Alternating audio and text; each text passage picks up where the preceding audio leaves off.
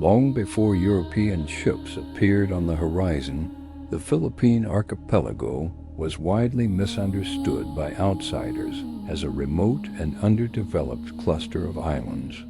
That misconception began to crack in the early 16th century, when Spanish expeditionary forces landed and encountered not scattered villages, but a society enamored with gold.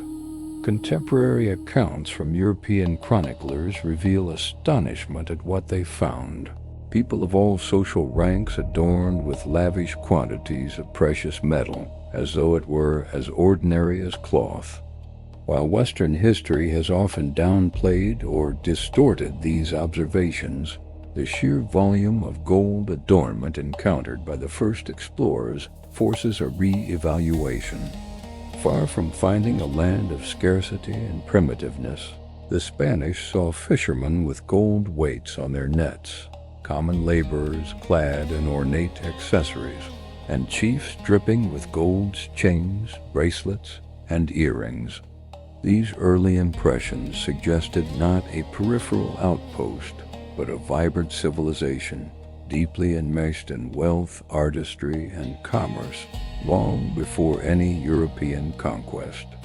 To understand the Philippines' early status as a gold civilization requires setting aside outdated narratives and listening instead to the evidence written by those who witnessed it. When Ferdinand Magellan's fleet first reached the islands in 1521, the delegation's chroniclers quickly recorded what would become one of the most remarkable early European descriptions of Southeast Asian life. Antonio Pigafetta, the Genoese scholar who kept a detailed account of the voyage, described native inhabitants whose bodies bore so much gold that they seemed like figures sculpted of metal rather than flesh. Chiefs and nobles wore necklaces so heavy they draped like ornate collars, and earrings that elongated earlobes under their weight. Yet Pigafetta's surprise did not stop at elites. Even ordinary laborers and mariners carried gold decorations, suggesting this precious metal was not limited to a privileged caste. The abundance of gold in everyday life startled seasoned Spanish observers who had encountered riches in the New World, but rarely saw such saturation of precious metal integrated into daily dress and utility. Whether embedded in weapon hilts, woven into decorative pottery, or dangling from neck and wrist, gold was omnipresent. This initial encounter is crucial because it challenges later colonial accounts that soft, ignored, or reframed the early richness of the islands in service of conquest narratives. The early Spanish impression of a gold-rich society did not emerge in a vacuum. It stemmed from real economic and cultural contexts that predated their arrival by centuries. Long before Europeans set sail for Asia, the islands now known as the Philippines were part of a broad network of maritime states that linked China, India, the Middle East, and Southeast Asia. Kingdoms such as Butuan, Namayan, Tondo, and Sulu were not isolated communities, but sophisticated polities engaged in long-distance trade, diplomacy, and cultural exchange. Gold was central to their economic systems, acting as both a commodity and a symbol of status and power. Chinese historical records from dynasties that spanned centuries mention trade with societies in the Philippine archipelago, often citing gold, beeswax, pearls, and other exotic products as key exports. Arab merchants likewise documented the existence of Southeast Asian kingdoms that minted gold coinage, stored wealth in precious metals, and used gold as diplomatic gifts. These interconnected nodes of commerce indicate that the Philippines was integral to pre-colonial global trade, with gold serving as both medium and message in a world of far-flung exchanges. Archaeological evidence further substantiates the idea that gold in the pre-colonial Philippines was more than adornment. It was deeply woven into the material culture. Excavations in Mindanao at what is now the Butuan archaeological site unearthed golden ceremonial objects and burial masks dating back to the 10th century, centuries before European colonization. The famed Butuan artifacts include intricately worked gold pieces, such as masks crafted from thin sheets hammered into detailed human features, decorative chains that appear woven like textile fiber, and elaborate jewelry that rivals crafting from distant civilizations known for their metalworking prowess. The artistry seen in these pieces required immense skill, patience, and knowledge of metallurgy, suggesting that pre-colonial goldsmiths achieved levels of sophistication that echo the finest ancient work in Egypt, Mesopotamia, or Rome.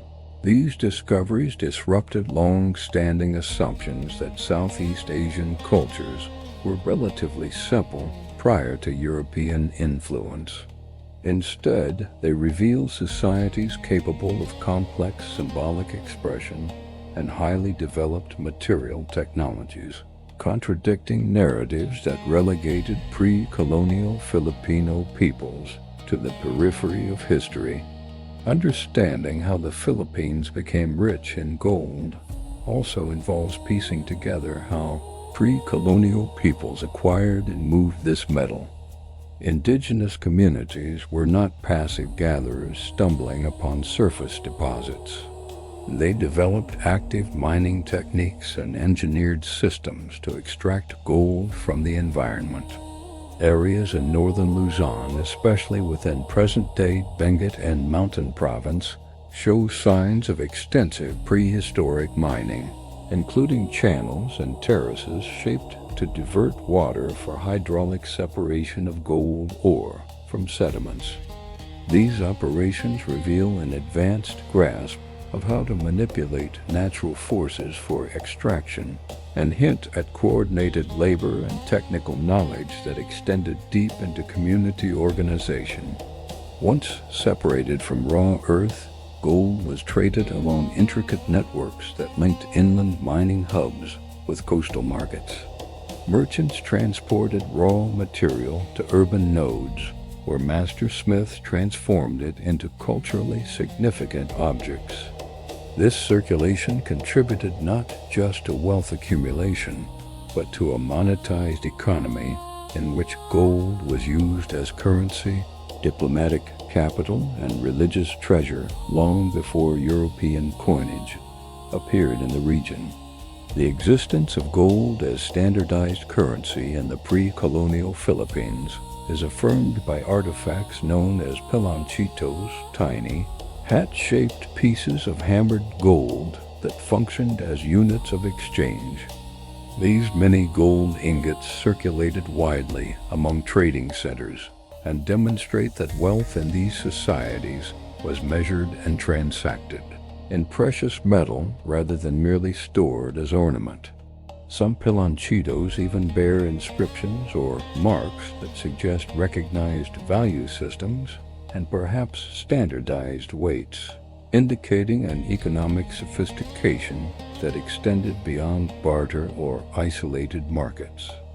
In an era where the concept of minted currency was rare in much of the world, the presence of these gold pieces implies that Filipino polities had monetary practices to facilitate internal and external trade.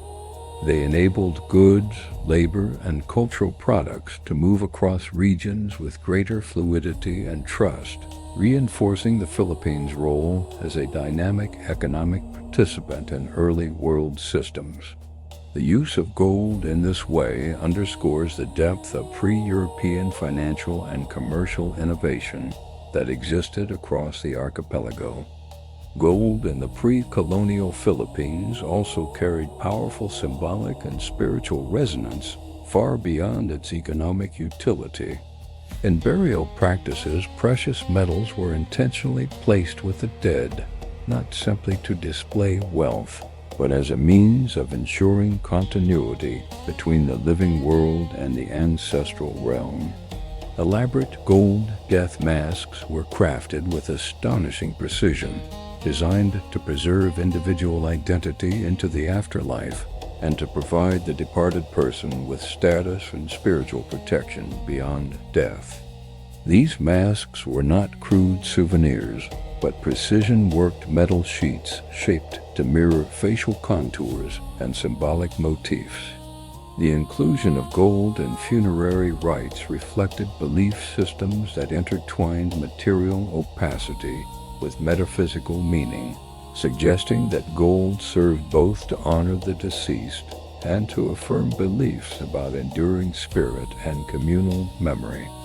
Such practices reveal a worldview in which the sacred and the economic were inseparable, where metalwork and cosmology were integrated into rituals that strengthened social cohesion, reinforced political legitimacy, and connected people across generations. The presence of gold in politics and diplomacy was equally profound. When rival chieftains met, negotiation was almost as much about exchanging precious metal as it was about words. Political authority could be measured visually by the quantity of ornamentation one wore, and ambassadors carried gold as tangible evidence of wealth and legitimacy. Alliances between kingdoms were often cemented with gifts of gold, in some cases representing enduring commitments rather than transient tribute. These material exchanges operated as early political currency, shaping relations among neighboring polities and elevating certain rulers within regional hierarchies. The notion of prestige was thus inseparable from material expression, embedding gold into the very structure of governance. Power was not only declared by rhetoric or military might, but visually conveyed through crafted objects. In such a system, diplomatic rituals revolved around displays of material abundance, and gold became the language through which status, legitimacy, and inter-kingdom relationships were articulated long before European observers tried to reinterpret or suppress these practices. Historical trade connections further expanded the Philippines' influence far beyond its shores. Chinese records from as early as the Song dynasty mention maritime contacts with societies in the archipelago, often noting gold among the primary goods exchanged. Archaeological finds have unearthed Chinese porcelain, Indian textiles, Arab glass beads, and Southeast Asian spices in burial sites, alongside elaborate Filipino gold artifacts, confirming the breadth of these networks. Filipino merchants did not merely receive imports passively. They actively engaged in commerce that involved negotiating value, understanding currency exchange, and recognizing shifting demands across regions. These were not isolated equatorial settlements, but hubs of early globalization. Filipino seafarers and traders understood arbitrage, the art of profiting from price differences across markets, and they knew how to leverage their abundant gold resources to acquire desired goods from distant lands. The dynamism of these interactions positions pre-colonial Philippine societies as sophisticated economic actors rather than static cultural backwaters, integrated into vast circuits of exchange that spanned continents long before European empires consolidated their own maritime empires. The arrival of Spanish colonizers in the 16th century marked a dramatic rupture in this long history of indigenous achievement. The wealth Europeans encountered in the archipelago did not lead to respectful engagement, but rather to systematic efforts to control, extract, and then erase the memory of pre-existing civilizations. Spanish chroniclers acknowledged the abundance of gold, yet reframed it to support narratives of indigenous primitiveness implying that the people they encountered lacked the sophistication or rightful claim to their own wealth. This framing served colonial purposes by justifying conquest as a civilizing mission, obscuring indigenous origins, technologies, and societal structures. Massive quantities of Filipino gold were melted down and shipped to the imperial centers in Europe, enriching Spanish coffers while depleting local material heritage. At the same time, colonial powers suppressed indigenous scripts, dismantled local institutions, and rewrote history to begin only at the point of European contact. In doing so, they effectively severed the narrative of a flourishing gold civilization that had thrived across centuries, replacing it with one that positioned Filipinos as passive subjects of colonial imagination rather than active shapers of their own destiny. The erasure of pre-colonial achievements was not merely symbolic. It had material consequences that reverberate to this day. Much of the gold that once defined the archipelago's wealth left its shores under dubious circumstances, ending up in private collections and museums across Europe and North America. Many artifacts were acquired through colonial looting or illicit trade, depriving the Philippines of tangible connections to its own past. Museums abroad display exquisite golden pieces collected during the colonial era, detached from their original contexts and separated from the communities that created them. Meanwhile, within the Philippines, historians and archaeologists work against enormous odds to locate, protect, and interpret what remains of pre-colonial material culture. Each new discovery, whether in a farmer's field, a construction site, or an underwater site, adds another fragment to a history that was deliberately obscured. These efforts represent a form of cultural reclamation as researchers piece together a narrative of ingenuity, exchange, and wealth that predates colonial domination by centuries. Institutions like the Ayala Museum in Manila play a pivotal role in this rediscovery, assembling collections that showcase pre-colonial gold work at a scale never before seen. The museum's exhibits include thousands of objects, from delicately woven golden sashes to haunting death masks and chains of astonishing intricacy. Scholars examining these pieces often find themselves puzzled, not only by their beauty, but by the techniques used to create them, many of which defy easy categorization by modern metallurgists.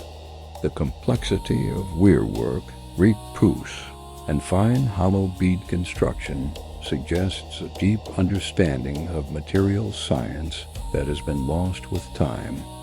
Such craftsmanship, when compared to ancient metalwork elsewhere in the world, holds its own against the splendors of early civilizations long celebrated in textbooks.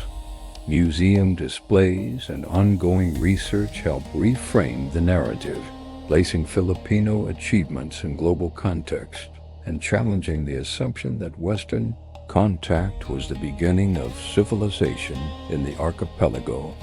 Instead, it becomes clear that Filipino societies were vibrant, interconnected, and technologically adept long before Europeans ever arrived. The renewed interest in archaeological discovery has also galvanized efforts within the Philippines to recover and protect what remains of its cultural heritage. Legal battles over the repatriation of artifacts held overseas highlight both the ongoing legacy of colonial appropriation and a growing determination to restore historical ownership. Filipino scholars and cultural advocates argue that these objects belong not to distant institutions, but to the communities and nations that produced them. Their campaigns emphasize ethical stewardship, arguing that reconnecting artifacts with their cultural contexts is essential for a full understanding of pre-colonial history. Simultaneously, interdisciplinary projects involving underwater archaeology, remote sensing, and community-based research continue to push back the timeline of human activity in the region. These efforts also help train a new generation of Filipino experts in heritage preservation, combining scientific rigor with cultural stewardship. In this way, the work of rediscovery becomes both historical and contemporary, a means of reclaiming identity, challenging persistent colonial narratives, and celebrating the ingenuity of a civilization once obscured. Reframing the Philippines as a gold civilization is more than an academic exercise. It has profound implications for how Filipinos understand themselves and their past. Instead of inheriting a story that begins with colonization, a narrative emerges in which societies across the archipelago exercised autonomy, engaged in global exchanges, created sophisticated technologies, and shaped regional histories on their own terms. This reframing counteracts centuries of marginalization and invites a rethinking of what constitutes civilization. It highlights the agency of indigenous peoples in crafting their destinies, not as passive recipients of outside influence, but as active participants in economic, artistic, and political networks that spanned Eurasia and beyond. Such a perspective enriches contemporary Filipino identity, providing a lineage of innovation, resilience, and cultural depth that challenges simplified notions of historical backwardness. By placing pre-colonial gold civilizations at the center of Filipino heritage, this narrative underscores the complexity and richness of human history in the region. In the end, the story of the Philippines as a gold civilization before European contact is not merely about metal. It is about rediscovering a legacy of ingenuity, connection, and power that colonial narratives tried to erase. Gold served as currency, diplomacy, spiritual expression, and artistic mastery woven into every fabric of pre-colonial life. The disappearance and rediscovery of these histories reflect broader struggles over memory, ownership, and identity. Recent archaeological work, museum preservation, and academic research continue to restore what was lost, offering a fuller picture of societies that thrived long before external domination. As evidence accumulates and perspectives expand, it becomes clear that the Philippines was not a passive periphery, but a vibrant participant in early global networks. Today's efforts to reclaim this past, honor those achievements, and ensure they endure, reshaping both national consciousness and global understanding of what civilizations are and where they flourish.